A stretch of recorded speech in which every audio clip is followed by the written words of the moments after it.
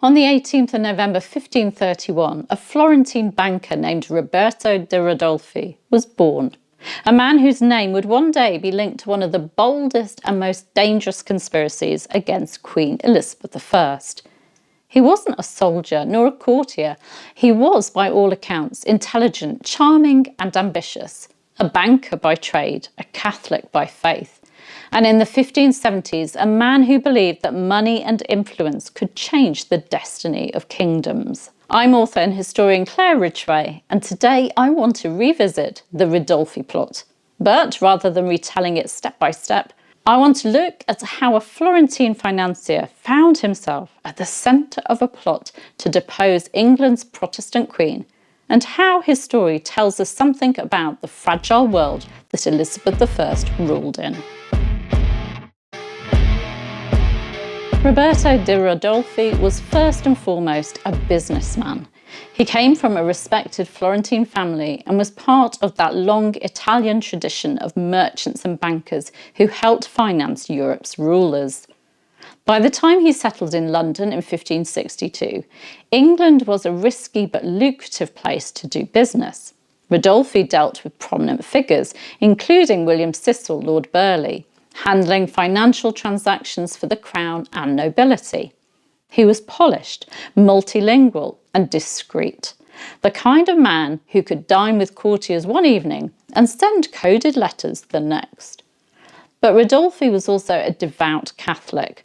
The religious tensions tearing through Europe after the Reformation were deeply personal to him.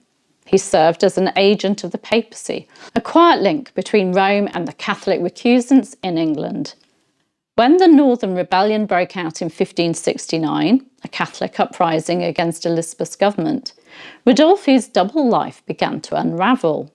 The Pope had asked him to distribute funds to the rebel lords, and when the revolt failed, Ridolfi was arrested and interrogated by Sir Francis Walsingham, Elizabeth's spymaster. There wasn't enough evidence to convict him. He was released, but the experience didn't frighten him into obedience. It merely taught him how to be more careful. He was convinced that Elizabeth's reign could not last forever. For him, the Protestant queen was an obstacle, not only to Catholic restoration, but to peace between England and the wider Catholic world. So he did what many ambitious men of the age did. He began to plot. By 1571, Ridolfi had transformed himself from banker to conspirator. The plan that would bear his name was breathtaking in scope: to overthrow Queen Elizabeth I, replace her with Mary, Queen of Scots, and restore Catholicism to England. The Ridolfi plot wasn't a small circle of disaffected nobles muttering in taverns. It was a full-scale international conspiracy. Ridolfi's network spanned the great Catholic powers of Europe. At its heart were King Philip II of Spain, ruler of the world's most powerful empire, Pope Pius V, who'd excommunicated Elizabeth in 1570, the Duke of Alba, commander of Spain's armies in the Netherlands, John Leslie, Bishop of Ross and Mary, Queen of Scots' tireless agent, Thomas Howard, 4th Duke of Norfolk, England's highest-ranking nobleman, who was to marry Mary and claim the throne beside her. And of course, Mary, Queen of Scots herself, who gave her consent to the plot from captivity. Ridolfi's role was to act as the go-between, the man who could move money, messages and promises across borders under the cover of legitimate business. His banking connections made him invisible to most of Elizabeth's watchmen. He was also convinced, and convincing, enough to persuade some of Europe's most powerful men that a Catholic restoration in England was both possible and imminent. According to the plan, Spanish forces under the Duke of Alba would land in Essex, while a Catholic uprising in the north would seize control from within. Elizabeth would be overthrown, Mary freed, and England returned to the papal fold. It was bold, treacherous, and if it had succeeded, it would have changed history. Ridolfi's confidence came partly from arrogance. He genuinely believed he could charm kings and outsmart governments. But it also came from a dangerous underestimation of Elizabeth's statecraft. For all his diplomacy, Ridolfi did not yet understand the reach of her intelligence network or the sharpness of her chief advisors. And he made one crucial mistake. He talked too much. Ridolfi was proud of his scheme. During his travels, he bragged about it to the Grand Duke of Tuscany, who rather sensibly informed Elizabeth's agents. Meanwhile, in England, her spy master Walsingham and the ever-watchful William Cecil were already tracking rumours of Spanish gold and coded letters. Then came the breakthrough. In April 1571, one of Ridolfi's couriers, Charles Bailey, was caught at Dover carrying letters written in cipher and stuffed into the lining of a bag. Under interrogation and torture, Bailey broke. He revealed the cipher key and confessed the details of the plot. Within months, more evidence surfaced. In August 1571, a London draper named Thomas Brown was asked by one of Norfolk's secretaries to carry a bag north. Brown grew suspicious and handed the bag to Lord Burleigh. Inside were letters and £600 in gold intended to fund the rebellion. It was the final piece of proof that Cecil needed. Norfolk's household was raided, his secretaries arrested, and his home, Howard House, searched from attic to cellar. Hidden among the papers was a ciphered letter from Mary, Queen of Scots herself. There was no longer any doubt. The Duke was implicated. For Norfolk, this was the fatal blow. He'd already promised Elizabeth that he would never again involve himself with Mary, but now here was evidence of treachery in his own handwriting. Ridolfi, meanwhile, was safely in Paris, oblivious to the chaos behind him. When the net finally closed, it was too late for Norfolk. But Ridolfi escaped punishment entirely. The banker who tried to bankroll a rebellion slipped quietly out of England's reach. In December 1571, Norfolk was charged with having conspired and imagined to deprive the Queen of her crown and dignity, to cause rebellion and sedition, to bring in strangers and aliens to invade the realm, and to subvert the government. In plain terms, treason. Norfolk's fall was tragic. He wasn't a zealot or a revolutionary. He was a proud, ambitious noble who made a disastrous gamble. He'd promised Elizabeth that he would steer clear of Mary, Queen of Scots, but his vanity and weakness had pulled him back in. In January 1572, he was found guilty of high treason. Elizabeth hesitated for months before signing the death warrant.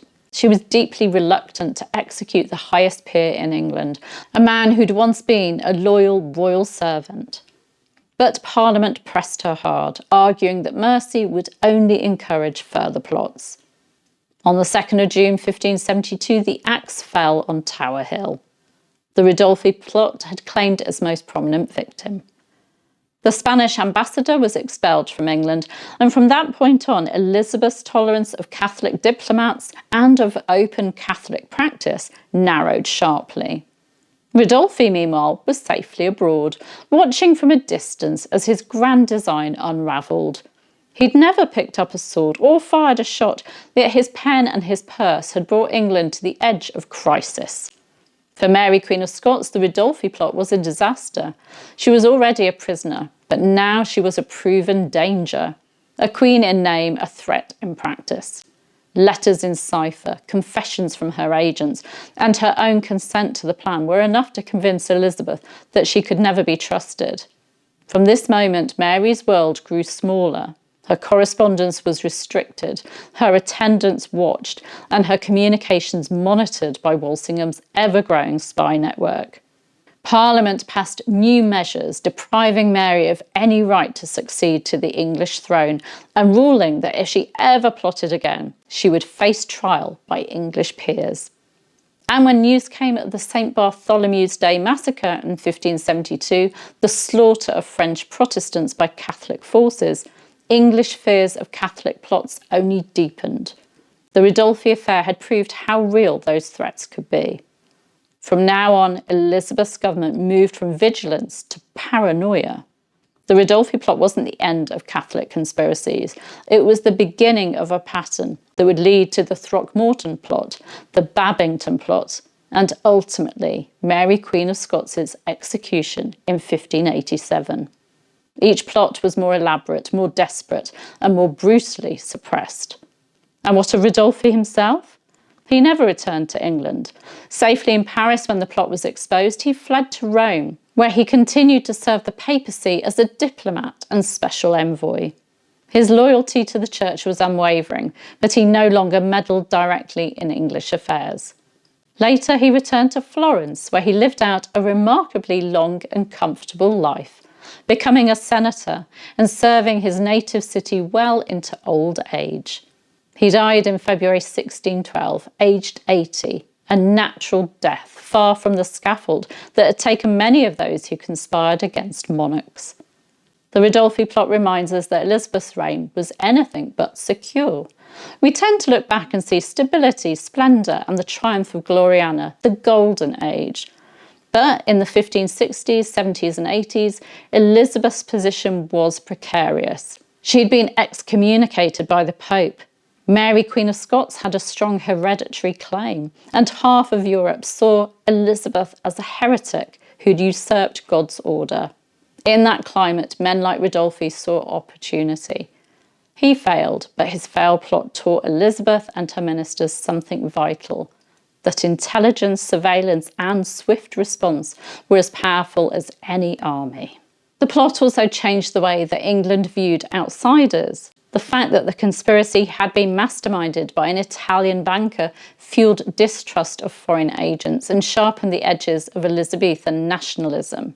But more importantly, it marked the beginning of the end for Mary Stuart, Mary Queen of Scots, from captive queen to condemned traitor. Thank you for watching, and I'd love to know what you think. Was Ridolfi a devout crusader, a reckless opportunist, or simply a man caught up in the politics of his age? Do let me know your thoughts, and don't forget to like, subscribe and ring the bell so you don't miss my next Tudor history video. I'll see you soon. Bye bye.